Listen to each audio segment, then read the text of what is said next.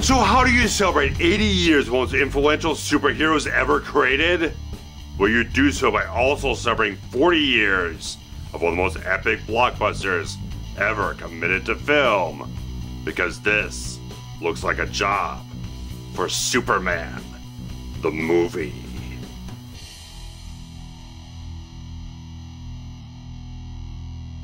On the planet Krypton, 3 treasonous criminals led by General Zod are eternally banished to the Phantom Zone by the hand of Jor-el, one of Krypton's greatest scientists. Yet when he warns of the planet's imminent destruction, he is fiercely opposed by the ruling council to remain silent and not allow himself or his wife Lara to leave Krypton. However, intent on saving his son Kal-El, he plans to send him to Earth where his dense molecular structure will manifest into superhuman abilities to help him survive.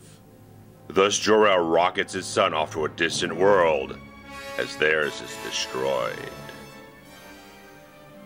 Upon landing on Earth, the infant is quickly taken in and raised by Kansas farmers Jonathan and Martha Kent, and as he grows they bestow compassion and wisdom upon their adoptive son Clark Kent. But shortly after the death of Jonathan, Clark is hearkened by a mysterious green crystal from his old spacecraft to go on a journey to the north. Once there, the crystal forges the Fortress of Solitude, where the teenage Clark discovers who he is and what he is capable of from a projection of his father Jor-el. With his powers fully matured, he goes off into the world to become a reporter for the Daily Planet in Metropolis, and working alongside the spirited Lois Lane. Yet when a helicopter accident occurs, Clark is compelled to reveal his true self to the world, saving Lois and doing acts of heroism throughout the city. With the media abuzz over this powerful hero, he meets with Lois for an exclusive interview and a romantic flight over the city, which inspires her to dub him as Superman. However, this all attracts the attention of the notorious criminal mastermind Lex Luthor, who has a catastrophic plan in mind to destroy the west coast of the San Andreas Fault to make way for hundreds of acres of beachfront property that he now owns. And the only thing that stands in his way is the Man of Steel himself, who will have to overcome Luthor's insidious intellect in order to save the lives of millions.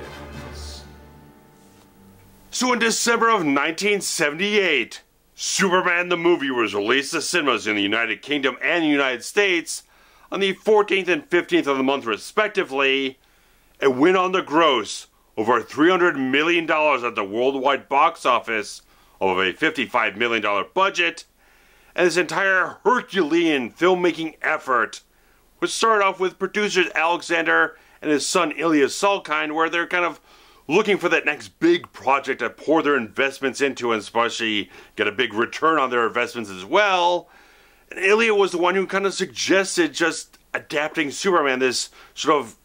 omnipresent cultural icon of sorts that people around the world recognize Superman. They know who Superman is. Try to use this character and create a big epic blockbuster around this entire property. So they worked with DC Comics for a while, Warner Bros. To kind of get the licenses in order and everything and get the stuff in place for them to produce the entire film. And for his kind of big name, they kind of got attached to the film, which was kind of the mentality throughout the entire assembly of cast and crew in this whole thing to get name value people involved with the film to give eyes on it, give it credibility, give it exposure in the media and everything, was screenwriter Mario Puzo, who had done The Godfather and everything, so that was a big name to get at the time, a guy who gotten well amount of praise from his novel and the screenplay and all this type of stuff. Get this guy involved, who did work on like 2 drafts of the film until whether his interest evaporated or inspiration kind of dried up for him and whatnot. So he got to a certain point, but then kind of backed out because he just didn't have anything more to offer for the film.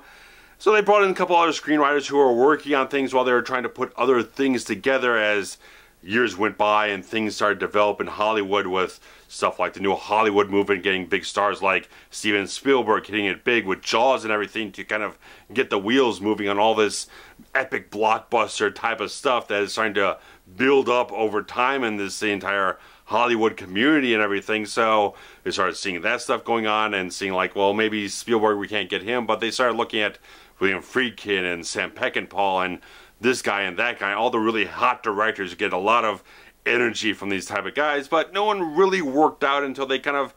thought about Guy Hamilton, who was a big James Bond director, done Goldfinger and a couple other really good films there in the franchise, so they got him involved when the production was in Italy. But apparently once they got Marlon Brando signed onto the film as Jor-el for a very big sum of money, for a very minor part of the film and whatnot, turned out there was a bit of a issue with him being in Italy, with a warrant out for his arrest for something involved with Last Tango in Paris, and so production had to move over to England, where Guy Hamilton couldn't work because he was in tax exile, so he had to depart the film. And so at this point in time, screenwriting still going on, and it's kind of developing into a much more campier affair and everything, and it wasn't really where like Ilya wanted to go with the whole thing, and so they kept looking around for a new director, trying to find the guy who would hit the tone, hit the right quality that they really wanted for it. And Richard Donner's name came up in the conversation. He had done The Omen as a big, very critically acclaimed film, and so they kind of rung him up and started talking with him, discussing things, and kind of throwing the script around with him. And they got Tom Mankiewicz involved with the whole thing, who was a very close friend of Dick Donner's, and just like this whole thing of their relationship being such a tightly close thing that these two guys really hashed out the depth and the dimension and the verisimilitude that Dick Donner was so much of a proponent for, that whatever they're going to establish as the truth, the reality of the world of this film, they had to stay true to that throughout the entire tone of the script. So once they found exactly what that tone was going to be, they had to stick to it, had a respect for the material that you're working with, and have that project up on screen so everyone else can see that and believe in the world that you're putting out on that big cinema screen for them. So that was very much what went into the development of this new draft from Mankiewicz, and really just hit off all the right beats that everyone started being very excited for this, getting all these great actors involved, and all these different things with getting like production designer John Barry, who had worked on Star Wars already, having him involved to design the world of Superman between Krypton and Smallville and Metropolis and this Fortress of Solitude, all these different things, just having fantastic artists come together throughout his entire whole production. You know, getting stuff like Derek Mettings, who had worked on the Bond films, to work on this miniature effects work, and just having use of the Pinewood Studios 007 stage, using also Shepperton Studios for the Fortress of Solitude and all these different things, just using vast amounts of resources at hand and getting the best people possible to work on every grueling aspect of this film, and bringing such things to absolute fantastic life through every artistic choice chosen throughout the entire course of this movie. And the style of this film in general is something so fantastically epic. That is the main thing that I just feel so much with this film. There's an epic scale and scope to everything. Just right from the beginning, with you got the opening credits of this film are epic in and of themselves, with the big streaking words on the screen, everyone getting this great epic dramatic type of splash across the screen with their credits going off, and the John Williams score just soaring and sweeping at everything. Right from the beginning of the film, it tells you exactly what scale of a film this is going to be, and it continues to impress on that level throughout the entire course of the movie. You had a fantastic cinematographer here. Jeffrey Unsworth was one of the most acclaimed cinematographers in the UK at the time. Sadly, this would be the last film he would ever work on, and he didn't get to see the film before it was released, because he passed away shortly before that happened. But the fact of the matter is, this is one of the most amazing cinematographers that had ever existed, and he delivered amazing work throughout his entire film, just having this beautiful haze across so many different shots in the film. There's sort of what Donner says, almost a slight intangibility, slightly untouchable type of quality to it. It's such a magnificent visual style to the film that just sweeps and soars in certain places that it just gives you something that just feels like it's so full and rich with so much quality to it. And even when you get into Metropolis, which is a very different style, it's a lot less big and sweeping. It's much more, like I said, comic book stylings and whatnot, but they still hit off some fantastic images throughout the entire thing, and everything is put together fantastically by editor Stuart Baird in this entire film. The pacing of it is such a magnificent thing with a little, I think there's maybe a little bit of a sag down there later in the film where you got Luthor and Ms. Tessmacher and Otis and whatnot doing their little scheme to reprogram the missiles and whatnot, but I think that's the only part where the film isn't tightly put together in the theatrical cut of the film. Everything put together with Stuart Baird's editing, Jeffrey Unsworth's magnificent cinematography in this film, just paints the entire film with such beautiful type of stuff, and having the skill of such a seasoned cinematographer to use the design that it had for the Krypton attire and everything with this reflective material that if you didn't have someone with his skill and his quality and his experience to really kind of light everything just the right way where it has that glow and has that reflective quality but doesn't blow out the detail or doesn't put everyone in shadows, like it has to be at the right angle, has to have the right exposure, all these little things. He ended up being such a fantastic guy to work with from all accounts, from everyone involved in this film. Absolute delight of a man to work with. But you just have a magnificently looking film here and put together by such an expert editor with Stuart Baird. You couldn't ask for a better team of creative individuals to just take this material, take this scope, and put it together in such a beautifully melding package. Everything feels like it flows so well overall from one section to the next, from Krypton to Smallville to Metropolis. It all feels like it has an organic flow to it and just has that great feeling that you just have following this entire epic, magnificent, amazing journey of this character from this child up to Superman. It's a wonderful type of thing that comes together so beautifully well in that type of way. But you have to have a fantastic cast, and they did put together one of the most magnificent casts you could possibly ask for a film of this quality. Starting off with Marlon Brando here, because he was, of course, on the peak of his entire career here, and signing him on for a very large sum of money, a couple $1 million for about 10 minutes worth of screen time, but they wanted to go with the name value, and they got it with Marlon Brando, who apparently was very strange, involved with his involvement with the film. First trying to say that I want to portray the role as a green suitcase, then as a bagel, but it all kind of seemed like just his bizarre way of kind of testing the filmmakers of just how serious are you involved with this film? Are you going to test me? Are you going to kind of go at odds with me to kind of push me to adhere to what you want? So he was a strange individual, but he ended up delivering a fantastic performance as Jor-el, even if he was reading everything off of cue cards. And even in one scene you can see his wristwatch underneath his Kryptonian attire. Marlon Brando phoning in a performance is better than some people's absolute best work they've ever done. And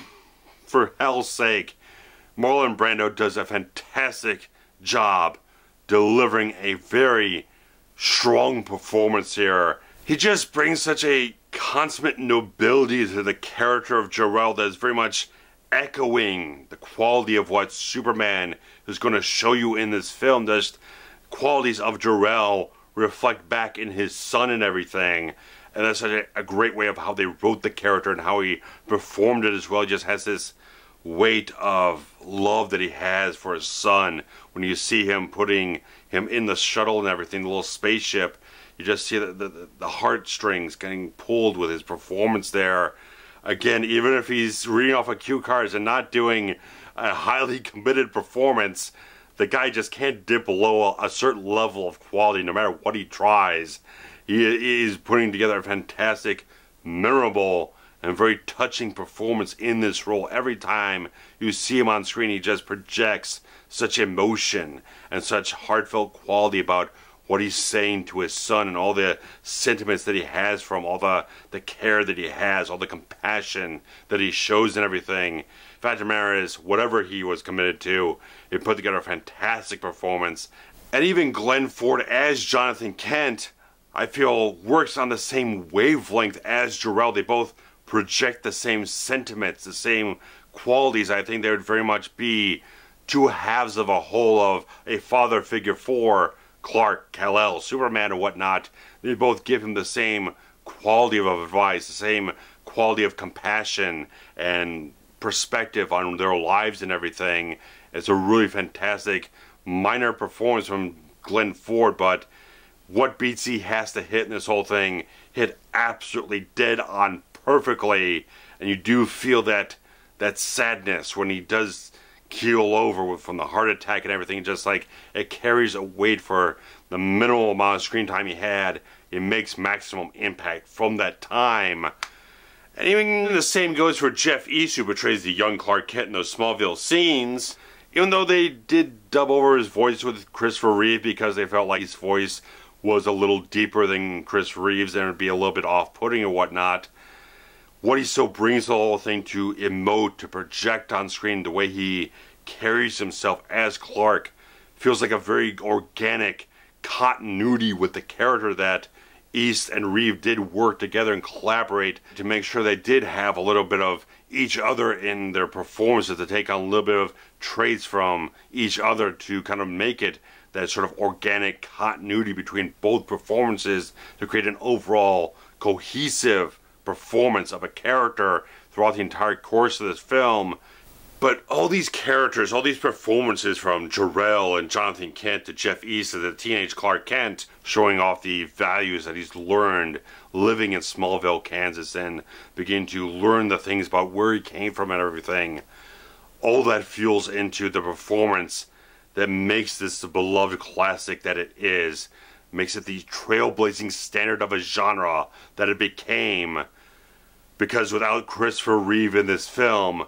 it would not have struck the chord that I think it has struck with every single person who's ever enjoyed this film. Because it's not just an actor who takes on a part and tries to emulate the feelings and the emotions and the values of the character. So much of what everyone who's ever enjoyed Christopher Reeve's company, enjoyed his friendship and his artistry, says so much of that. So much of what Superman stands for was already part of what Christopher Reeve was. This man with a very decisive look at what is right and wrong, what is decent, what is not. All these different things that he always was so selfless and so lacking of ego, is so much committed to everything he ever put his heart into. It was so much of a thing to have this guy, this Juilliard-trained actor, so committed to what he was doing and just so genuine in his performance here. You could not have asked for a better actor to have just walked into this role and made it his own and just pour so much of his own self into the quality of what this character stands for. Just an amazing performance here from Christopher Reeve. From every second he spends on screen, it makes maximum value of what he has to offer to an audience. Whether he is the bumbling Clark Kent who he portrays with a sincerity and a sweetness and a certain wit to it as well. There is a certain joy in what he portrays, even with that aspect of the character. And all these little moments in the whole film where he's just working in different scenarios and different scenes. Even after that whole thing where he flies off with Lois and comes back as Clark, he has that one moment of just the body language change from Clark Kent into Superman and back again. It's a beautiful type of thing, just in the overall package. What he was doing with the character, with the body language, how he'd stand, how he'd present himself, carry himself from one aspect of the character to the next, one facade, one persona to the next. It's such a wonderful type of thing, and just like the genuineness, the truth, justice, and the American way quality of the character that you can see so absolutely penetrating from those beautiful blue eyes of his. just those moments, it's just like, that is Superman. You see it in his eyes, in everything he projects outwards onto the screen. You can just see it, you can feel it, you can just absorb it so much and just be inspired by it, to be enlightened by his presence on screen. Every second that he spends on screen is larger than life and so much more powerful, because he brings that so much of a truthfulness, such an honesty, such a genuine quality to the heart of this character. It's a beautiful performance. It's just something that just like grabs my heart so much. And the fact that Christopher Reeve is just like, because he embodied all those qualities so honestly in his life, that was something that he just had naturally to himself. It just creates such an inspirational individual in real life. After he had the paralyzing horse accident and everything, the guy brought himself back up. He found his strength again, and just, he never lost hope. He never strayed from the path of being determined and being inspiring to people, to continue being that type of real life inspiration to people. And just like, when I look at Christopher Reeve, even in that wheelchair, paralyzed until his death in 2004, the man was an inspiration to everyone he could possibly touch with his words and his intent and his actions and everything he held dearly to himself. He's one of the most inspirational figures I've ever seen in my personal life, and I would love to have met him in real life, to extend my hand and just say thank you so much for everything you've done to inspire people to do more, to try more, to strive more. That this type of setback is not an end to someone. It's always something you can start fighting again. You can always start believing again. He never stopped believing. He still left behind a fantastic legacy that started so much with him becoming Superman on screen, not only through special effects, but also himself, his own performance, his own committal to this role made people believe a man could fly. But so much more what he did in real life was an immense inspiration that can live on forever and ever. But moving on to the rest of the cast here, we do have Margot Kidder, who is a wonderful personality, who apparently very much stumbled into the audition for Richard Donner and everything, and really kind of made an impression. It's like, this is the lady, this is the actress, this is Lois Lane right here. And apparently kind of worked a little bit of her own natural goofiness and humorous quality into the quality of Lois Lane in the script and everything, and just like, she was right on the money for what they wanted. Just this kind of charismatic, or kind of crazy-headed type of lady that also has a great sincerity as well. When you boil her down, and when she gets in this awestruck type of mentality, when she's right there with Superman, just like, she just kind of soaks in and kind of crumbles and kind of just turns into jelly a little bit. But it's like a wonderful chemistry between Christopher Reeve and Margot Kidder. They just hit off a spark so well. Whether it's like him as Clark kind of bumbling around and kind of having these kind of awkward moments, and she's kind of like the kind of alpha female or whatnot in the situation. But then when it gets turned around, there's just such a beautiful ebb and flow between the two of them in these entire scenes, where she's just absolutely just melting in her heart, whatnot, for this guy who's just like the biggest Boy Scout ever. But it's like such great things between these two that just lit up the screen so beautifully. And the little sort of "can you read my mind" thing is a little bit on the sappy side. It's a little 70s-esque or whatnot, but you kind of flow with it and everything. Got to go through it in the film and just like you absorb it, because it does get you into her mindset. It really kind of gets you in under her skin about exactly what she's feeling and everything like that. But she portrays the character so perfectly throughout the entire course of the film, hitting off the aggressive beats, but also getting in that little heart that you need into the character to make her endearing to the audience and everything.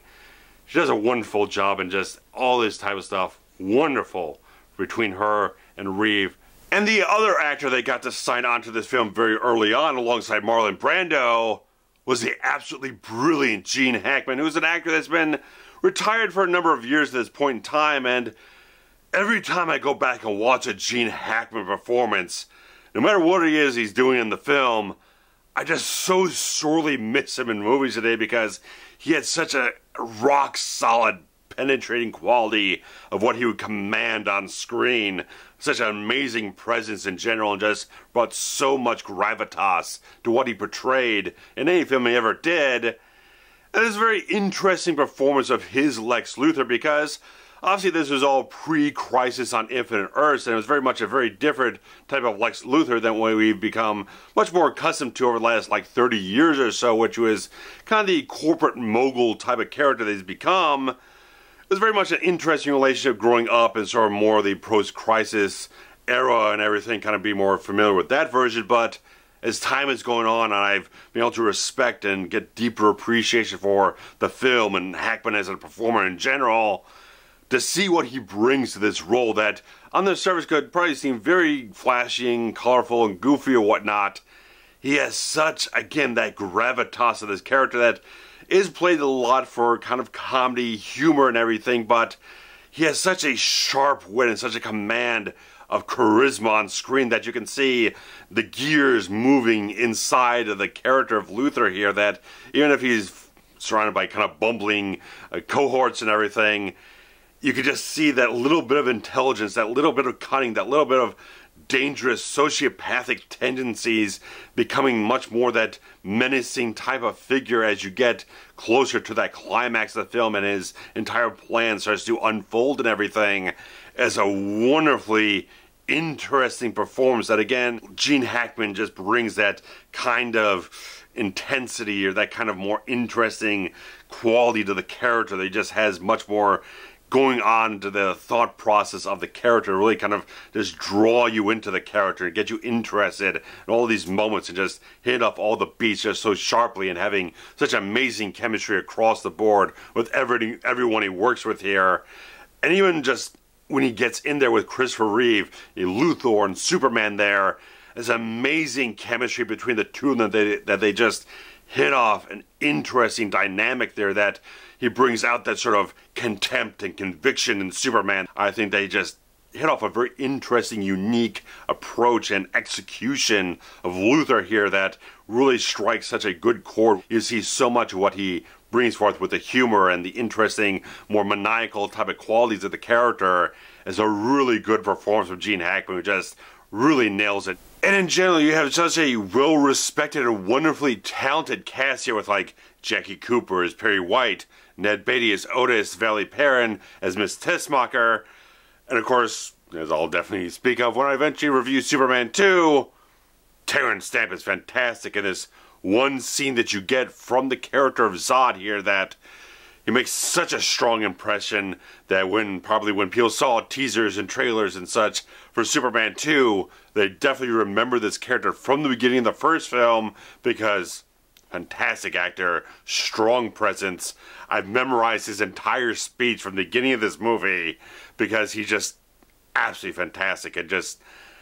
absolutely pivotal that they were doing this whole thing, developing both films at the same time to kind of lay that seed in at the beginning of the film to kind of set the stage for Krypton and set the stage for a storyline that'd be coming up in the following film. So kind of a smart little thing there that if you don't know there's a sequel in development, it still aids in the building blocks of what Krypton is and all these different things and a little bit of setup for the character of Jor-el himself. So that works out very well, and again, just like every role in this film was cast absolutely perfectly. It's with a fantastic director who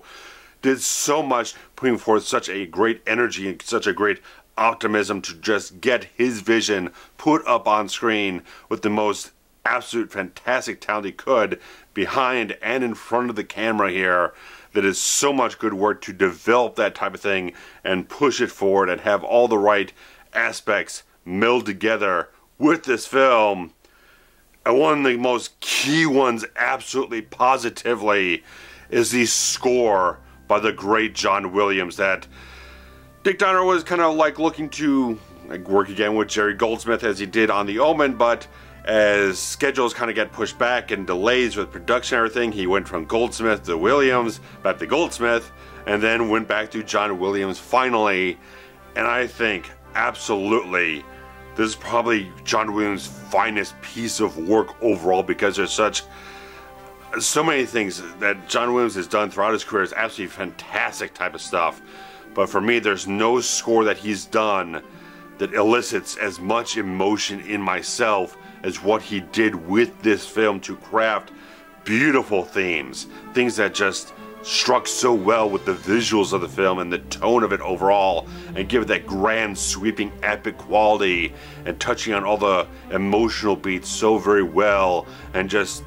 delving into the very depth of the heart of what Richard Donner was melding into this film overall. There's so many fantastic things, right from the opening credits theme, the main march and everything, to all the little cues that you have in Smallville that just gives you that quaint small town type of optimism, and looking into that horizon and everything with the cornfields and everything just has a quality to it, and just how everything just becomes so epic and so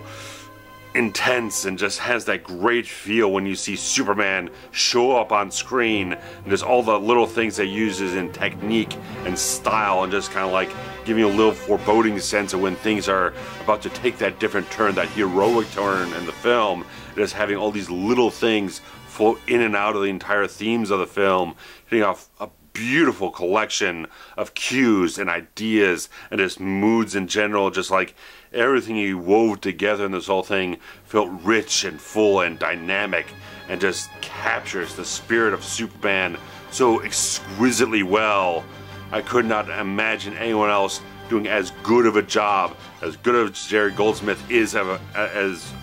a composer, and one of my favorites of all time.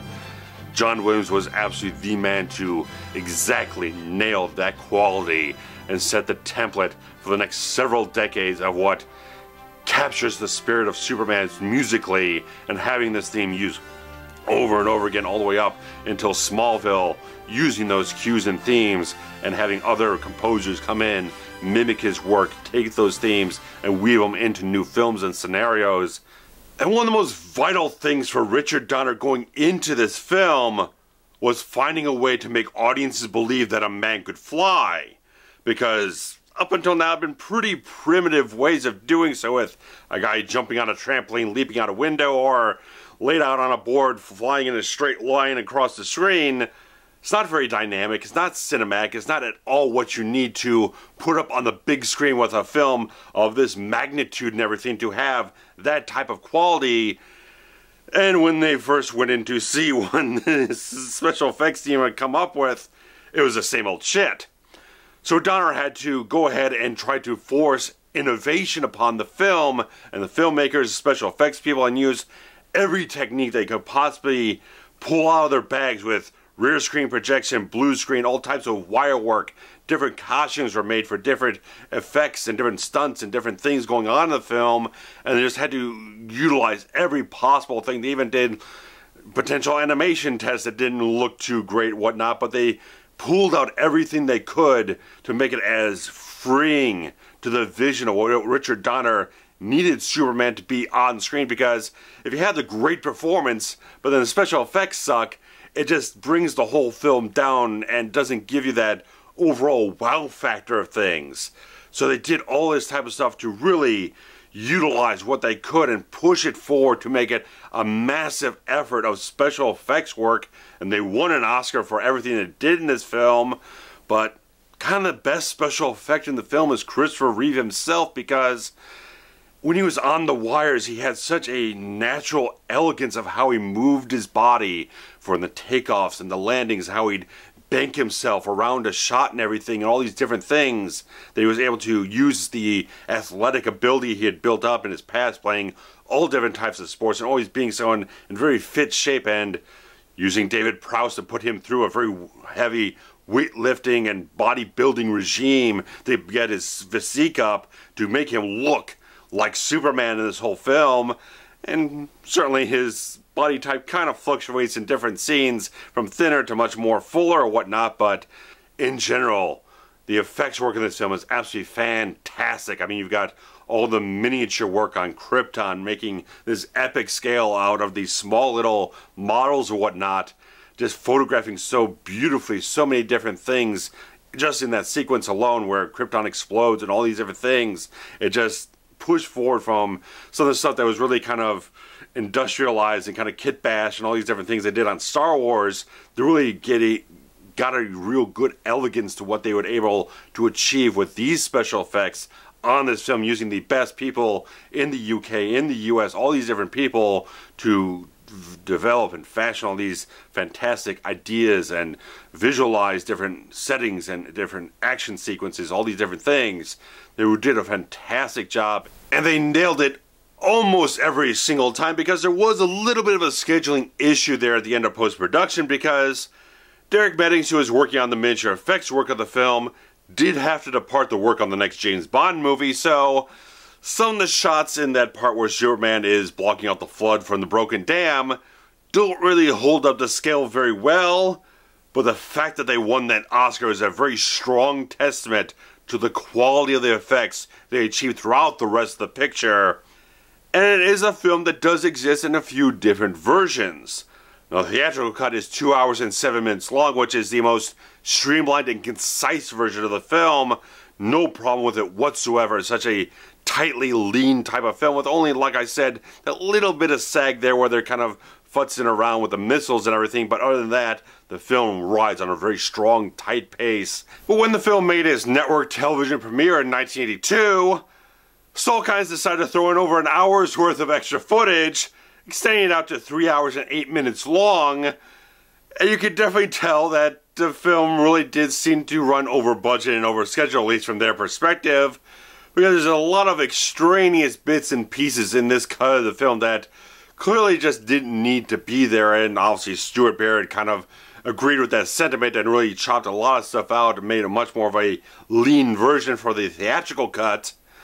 But like I said, there's some extraneous stuff, but there's also really good stuff in this cut of the film, going direct from the theatrical cut into this. You've got a lot of extended bits on Krypton there with the Council, talking with jor-el, about the Phantom Zone, stuff like that. You've got an extended Destruction of Krypton sequence, which features additional music from John Williams, which happens throughout the course of the film. And the Smallville sequence doesn't have anything really major, but it does have some extra pieces of dialogue from Clark Kent, where you actually get to hear Jeff East's actual voice. But a lot of the good stuff, I think, really comes a little later in the film after we've got into Metropolis, because after you got the whole big reveal of Superman and everything, and he goes and saves Lois from the helicopter crash, all that type of stuff, you get a few extra little bits and pieces of flying around, kind of going off on the city and everything, going after the cat burglar and stuff like that. Little bits and pieces of extra effects shots or things here and there. They're really nice treats, but I really love that whole scene between jor-el and Superman there in the Fortress of Solitude, where jor-el's just giving his son this heartfelt advice that he's exposed himself to the world, but he gives him that counsel or whatnot about vanity and stuff like that, and all the little things about how to protect himself from not allowing other people to know his true identity so they won't abuse the resource of Superman and such. So it's like, it's very nice bits and pieces there, and just go off. And there's a lot of extra comedy beats throughout the entire latter half of the film with Luthor and Otis and Miss Tessmacher and whatnot, and just real nice extra pieces. But a lot of it comes kind of like in that final act of the film, where you got all the stuff going on after the missiles hit and everything, and Superman going off and doing a lot more extra feats of heroism and whatnot, the great feats of strength and everything they has to fix the fault line and save people here and there. But I really, really like the whole bit after Superman has saved Lois, go back in time, all that nonsense, and just goes back to Luthor's lair, and they're about to drop Miss Tessmacher into the pit or whatnot, to be eaten up by the babies. And Superman just charges back in there and saves her and everything. Just have that final one, because it's another moment with Chris Reeve as this character. Even if it's just a few moments there, just like, it's so enjoyable to see it. This is such a cut of the film to just indulge in, to have it just be something that you sit down for 3 hours and just soak it all in and just get the feel for everything they put into this film. That watching this cut of the film, which finally, after decades of it being just as a VHS bootleg copy. Warner Archive finally released it on Blu-ray last year.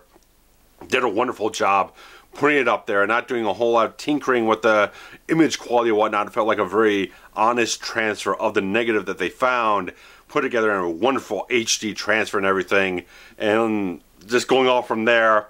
you've got a really good, interesting thing in 2000 when they did this big push for the film going off on DVD, being remastered, brand new sound mix where they kind of punched up a lot of sound effects, stuff like that.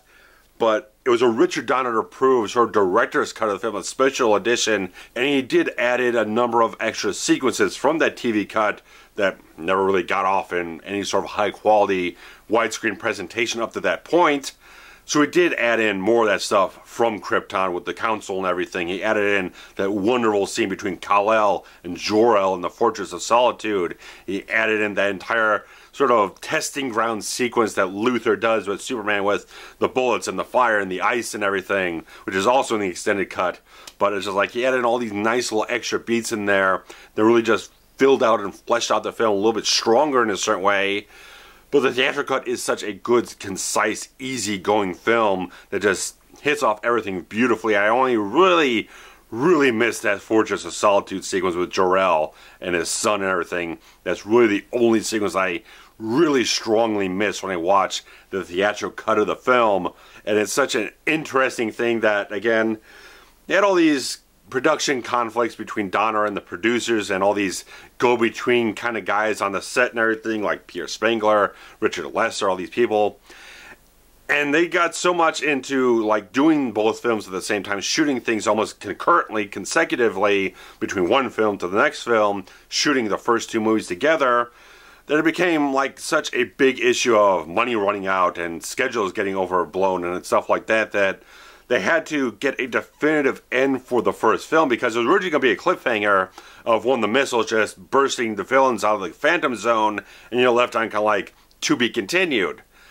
But because they ran into so many problems with production and scheduling and money and whatnot, they needed to just get the first film out there, see how it performed, and see what they could do with the second film when they moved forward on it. That they took the ending from the second film, which was going to be Superman turning back time, and transplanted it into the first film. I really like, despite the fact that it's very much a Silver Age of comics type of deal with Superman just spinning and flying around the world backwards and just turning back time and all that really crazy stuff that people have gone on about for a long period of time, criticized it, but it's like they kept everything so respectful of what they were doing, had so much quality and integrity of what they're building upon throughout the entire course of this film, that you just go off into this fantastic, intimate moment at the end of this whole journey where just Superman's over the dead body of Lois, and you just have this whole thing with Clark, Kal-El, Superman, whatever you want to call him at that moment, reflecting back on the death of Jonathan, his father there, when he died of that heart attack right there on the farm and everything, and just like, all the power in the world and I couldn't save him. Now he saves at the exact same moment, and now he's like at the full fruition of his powers to be able to do something. So powerless in that moment, he just can't really live without having saved everyone else, except the one person he loves the most in this moment is forced into action. He does that whole thing, and just like, it has emotional resonance when he flies back down and sees Lois alive. She has no knowledge of what just happened with him, but just when he's there and he just like looking at her with those tears in his eyes sort of and everything, just like, it has so much of a strength to it, so much of a emotional power to it in a certain way. It's just a beautiful type of moment to see these characters again connect and see such a humanity within Superman in these moments, and then just everything off. That fucking brilliance of just having Superman just flying up into space and around the Earth and everything, and just flashing that $1 million smile that he had. You cannot, at the end of that film, not feel absolutely connected to this character in every possible way and just be absolutely delighted from everything you've experienced from the last 2 hours and plus. I can't say enough good things. It's such a wonderful piece of work that's been inspiring. It's inspired Christopher Nolan with the Dark Knight trilogy. It inspired Patty Jenkins with Wonder Woman. It inspired Sam Raimi with Spider-Man. Just like these filmmakers grew up on this film, look back on it as a template, see what works so well surrounding a good film with a fantastic cast that's strong and recognizable, to give it such a rock-solid quality, to so many ideas and feelings, and so much of what Richard Donner just poured in from his heart and his soul into this movie. They blew every expectation out of the water, made over $300 million worldwide, and just nailed this film so beautifully, so immaculately. I can't imagine this film being any better. So guys, your feelings, your thoughts on Superman the movie is desired, is so much of what I want to hear from you guys, because obviously I've said enough. I want to hear what you guys have to say about this remarkable landmark film of cinema and of a genre that really just hadn't been imagined before this point. Gave launch to everything else we've seen up to this point. Batman in '89, X-Men, Spider-Man, the entire Marvel Cinematic Universe, everything else we've had since that point in time. This was the beginning of it, and I don't think we'd have what we have today in this genre if it wasn't for this remarkable piece of filmmaking. So guys, your thumbs up on the video is always deeply appreciated. Your support for this channel, hitting over 3,000 subscribers at this point, means more than anything to me, to see more people joining the channel, enjoying what I have to offer here, joining the conversations and everything else here. So guys, thank you so deeply. This is a very special video to get from me, obviously, so put a lot of work and a lot of sweat into this one. But guys, gonna cut it off here, so take care guys. Thanks much. Bye bye.